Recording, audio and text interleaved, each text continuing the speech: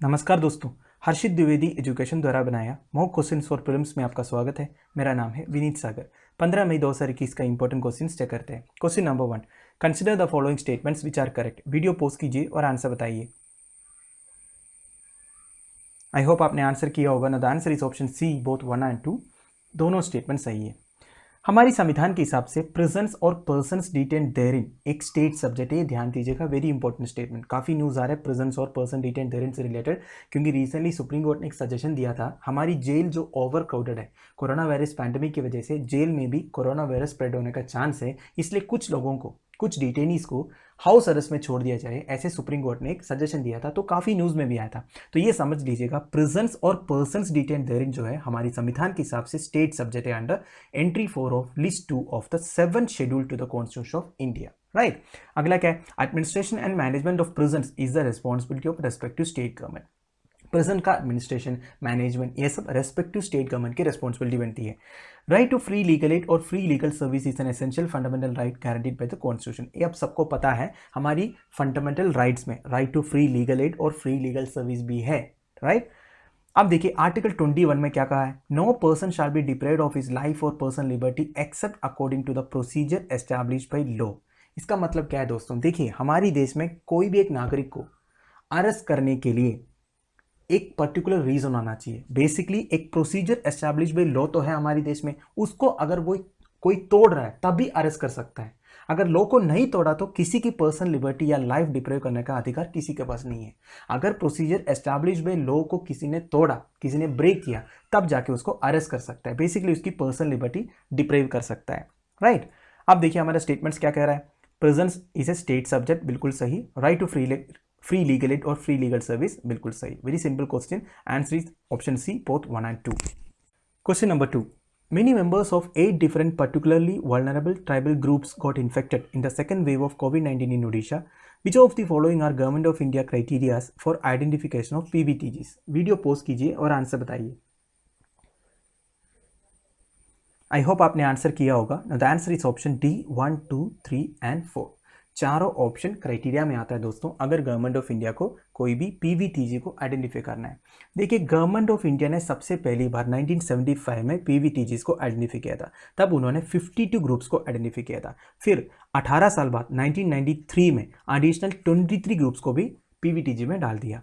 अभी के हिसाब से हमारे देश में 75 पीवीटीजीज है। टोटल 705 शेड्यूल्ड ट्राइब्स भी हैं और 17 स्टेट्स में स्प्रेड है एंड 1 यूनियन टेरिटरी में इन द कंट्री। 2011 सेंसस, ठीक है, 2011 की सेंसस के हिसाब से बता रहा हूँ, 75 पीवीटीजीज है हमारे देश में। अब मुझे कमेंट बॉक्स में ये बताइए कौन सा स्टेट में सबसे ज़्यादा पीवीटीजीज है। अब देखिए गवर्नमेंट ऑफ इंडिया को आइडेंटिफाई कैसे करते हैं इनको। सबसे पहली बात, रिलेटिव फिजिकल आइसोलेशन। इनकी जो रहने का जगह है वो काफ़ी आइसोलेटेड होना चाहिए, काफ़ी दूर, सारे ट्राइबल ग्रुप से काफ़ी दूर। स्टैग्नेंट और डिक्लाइनिंग पॉपुलेशन डिक्लाइनिंग हो रहा हो। Low levels of literacy, absence of written language. Absence of written language मतलब क्या है? कोई लिपि नहीं, इनकी जो केवल बोली है। तो ये तो कई ट्राइबल ग्रुप्स में आपको मिलेगा, पर ये भी एक क्राइटेरिया है। और ये pre agriculture stage of economy such as hunting, food gathering, shifting cultivation, terrace cultivation, ये सब फॉलो कर रहा हो। तो ये सारे क्राइटेरिया से गवर्नमेंट ऑफ इंडिया के लिए अगर किसी ट्राइबल ग्रुप को पीवीटीजीज में डालना है। राइट। इसमें मैं बोलूँगा ये जो डिक्लाइनिंग पॉपुलेशन, फिजिकल आइसोलेशन वगैरह वेरी इंपॉर्टेंट है। तो हमारा answer is option D, 1, 2, 3 and 4। Question number 3. Recently, Basava Jayanti, birth anniversary of Guru Basaveshwara was celebrated on May 14. Consider the following statements which are correct. Video post कीजिए और answer बताइए। I hope आपने answer किया होगा। No the answer is option A, 1 and 3 only. गुरु बसवेश्वरा को आप relate कर सकते हो आज के कर्नाटका स्टेट से। ये 12th सेंचुरी फिलोसोफर थे, स्टेट्समैन थे एंड एक सोशल रिफॉर्मर भी थे। He was a Lingayat saint. Lingayat क्या है? लिंगायत बेसिकली हिंदू सेक्ट है जो शिव जी को अपना डीटी मानते हैं। लिंगायत कम्युनिटी प्रिडोमिनेटली रिलेट करते हैं कर्नाटका स्टेट से। राइट। और कौन सा डिनास्टी के टाइम पे था ये? कल्याणी चालुक्य और कालाचुरी डिनास्टी, ये भी ध्यान दीजिएगा। Right. He is also known as Bhakti Bhandari, treasurer of devotion, और बसवेश्वरा और बसवन्ना भी बोलते हैं। इनका एक स्पेशल पोएट्री है जिनका नाम है वचनास, ये भी ध्यान दीजिएगा। और Anubhava Mantapa establish by Basavanna in 12th century. देखिए दोस्तों, आज के पार्लियामेंट से आप रिलेट कर सकते हो। 12th सेंचुरी में इन्होंने अनुभव मंटपा करके एक सिस्टम एस्टैब्लिश किया था। वो आज के बसव कल्याण में है, जो बिदार डिस्ट्रिक्ट ऑफ कर्नाटका में है। It is the first religious parliament in the world whose literal meaning is experience pavilion. ठीक है। ये जो 12th सेंचुरी वाला एक रिलीजियस पार्लियामेंट है अनुभव मंडपा, इनमें काफ़ी सारे स्पेशल लोग आते थे, जैसे मिस्टिक, सेंट्स, फिलोसोफर, और काफ़ी चीज़ें डिस्कस करते हैं सोशल रिफॉर्म्स के बारे में, राइट। अब देखिए हमारे स्टेटमेंट्स क्या क्या है। Basavanna was a Lingayat saint in Shiva focus bhakti movement, very correct. Chalukya Kalachuri dynasty के बारे में लिखा है। Basavanna spread social awareness through his poetry known as Manchari, गलत है दोस्तों, वचना से एक्चुअली। अनुभव मंडपा के बारे में लिखा है, ये भी सही है। So answer is option A 1 and 3 only. Question number 4, consider the following statements with respect to red E8 slider turtle which are correct. Video pause कीजिए और आंसर बताइए। आई होप आपने आंसर किया होगा। No the answer is option C 2 and 3 only. Statement 1 गलत है। देखिए दोस्तों, रेड E8 स्लाइडर टर्टल के बारे में सुबह हर्षिता ने आपको समझाया था, और एक बार मैं मेजर पॉइंट बता देता हूँ। ये एक्चुअली बिलोंग करते हैं United states and northern Mexico में से। 2018-19 के बीच में हमारे देश में आसाम में Deepor Beel wildlife sanctuary and Ugratara temple pond, उधर ये इनके स्पेसिमेन मिला है। ऊपर से मिजोरम कैपिटल आइजवाल में एक तलवांग रिवर है, उधर भी इसका स्पेसिमेन मिला है। तो प्रॉब्लम क्या है? देखिए इसका सबसे बड़ा प्रॉब्लम ये है, they grow fast and virtually leaves nothing for the native species to eat. ये बहुत ज़्यादा खाता है और बहुत जल्दी चलता भी है कंपेरेटिव टू अदर टर्टल्स। इसकी वजह से दूसरी जो नेटिव स्पीशीज है उनके लिए खाने के लिए कुछ बचता नहीं है, इतना ज़्यादा खा लेते हैं। तो ये हमारी जो नेटिव स्पीशीज है उनके लिए एक थ्रेट बन जाएगा। तो ये काफ़ी न्यूज़ में आया था। वैसे दोस्तों इसका नाम कहाँ से आया, रेड E8 स्लाइडर नाम? देखिए इनके जो कान, इनके नीचे एक रेड स्ट्राइप है, इसलिए इनको ये रेड E8 नाम आया। और चलता भी बहुत फास्ट है, ये स्लाइड करता है बाकी सारे टर्टल से आप रिलेट करोगे तो, राइट। और एक स्पेशलिटी है दोस्तों, it is an extremely popular pet due to its small size, easy maintenance and relatively low cost. ठीक है, अमेरिकन स्टेट्स में इनको ऐसे पेट भी यूज करते हैं। ठीक है, मतलब घरों में पालते हैं इसको, क्योंकि इसी मेंटेनेंस है, इसका कॉस्ट भी काफ़ी कम है, स्मॉल साइज है, काफ़ी क्यूट दिखता भी है। इन सब की वजह से इसको ऐसे पेट भी यूज़ करते हैं। अगर हमारे नॉर्थ ईस्टर्न साइड में ये ज़्यादा हो जाएगा तो हमारी नेटिव स्पीशीज के लिए प्रॉब्लम हो जाएगा, right.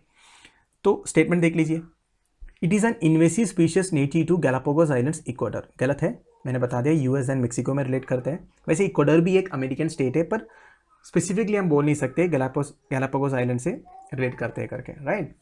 Due to its small size, easy maintenance and relatively low cost, they are widely kept as pets. सही है। They grow fast and virtually leaves nothing for the native species to eat. ये भी सही है। So answer is option C 2 and 3 only. Question number 5. Consider the following statements with respect to Marine Products Export Development Authority which are correct. Video post कीजिए और answer बताइए। I hope आपने answer किया होगा। Now the answer is option A 1 and 2 only. Statement 3 गलत है। देखिए दोस्तों, marine products export development authority, full form से आपको पता चल गया होगा इनका ऑब्जेक्टिव क्या है, मरीन प्रोडक्ट्स का एक्सपोर्ट डेवलपमेंट वगैरह करना। It is a nodal coordinating state owned agency engaged in fishery production and allied activities. तो मरीन एक्टिविटी से रिलेटेड काम ये करते हैं। 1972 में एस्टैब्लिश किया था under the marine products export development authority act 1972। तो basically this is a statutory authority. ठीक है, मैंने आपको कई बार समझाया स्टैट्यूटरी अथॉरिटी मतलब क्या होता है, पार्लियामेंट से बनाया कोई लॉ से बना हुआ अथॉरिटीज़ को स्टैट्यूटरी अथॉरिटी कहते हैं। तो basically MPEDA is a statutory authority. It functions under the union ministry of commerce and industry, very important point. ठीक है, ministry of commerce and industry के अंदर आता है। इसकी हेडक्वार्टर कोच्चि, केरला में है। Its mandate is to increase exports of sea food including fisheries of all kinds, specific standards, marketing, processing, extension and training in various aspects. तो ये सब इनका बेसिक फंक्शन है, रोल्स आप बोल सकते हो। अब देखिए स्टेटमेंट में क्या क्या बोल रहा है। It is a statutory body that was established in 1972 under the ministry of commerce and industry, very correct. It's mandate is to increase exports of seafood including fisheries of all kind, specifying standards, marketing, processing, extension and training in various aspects, very correct. It is headquartered in Dabolim, गलत है, कोच्चि में है। कोच्चि केरला में है, basically Ernakulam district के पास में है। Option A 1 and 2 only. तो दोस्तों हमारा डेली 5 मॉक क्वेश्चन इधर खत्म हो रहा है। कल एक क्वेश्चन पूछा था, a sub divisional town in east Khasi hills district in the Indian state of Meghalaya, answer is Cherrapunji. काफ़ी स्टूडेंट्स ने सही आंसर बताया था। एक्सप्लेनेशंस में से 3 एक्सप्लेनेशन मुझे काफ़ी लॉजिकल लगा। एक बदल केआर, अजित कोलेकर एंड किरण पवार। ये जो कमेंट्स है आप पोस्ट करके पढ़ लीजिएगा, काफ़ी डिटेल इन्फॉर्मेशन प्रोवाइड किया है। वैसे मैं जब PDF प्रोवाइड करूँगा ये भी इंक्लूड करूँगा। तो congrats to all of you, thanks for being a part. आज का क्वेश्चन देख लीजिए। In 1852, India became the first country in Asia and the 10th in the world to issue its own postage stamps. The postal system operated by means of messengers, which the British came to call dog wallas. India's first stamps came into circulation in a remote historic reason called. इस question का answer आप मुझे comment box में बता दीजिएगा। तो दोस्तों video में इधर फिनिश कर रहा हूँ। आई होप आप लोगों को कुछ सीखने को मिल रहा है। मैक्सिमम दोस्तों के साथ वीडियो को शेयर कीजिएगा। लेक्चर की पीडीएफ एज यूजुअल आपको टेलीग्राम चैनल में मिल जाएगा, जिसका लिंक नीचे प्रोवाइडेड है। Thank you for watching. Bye bye. Have a nice day.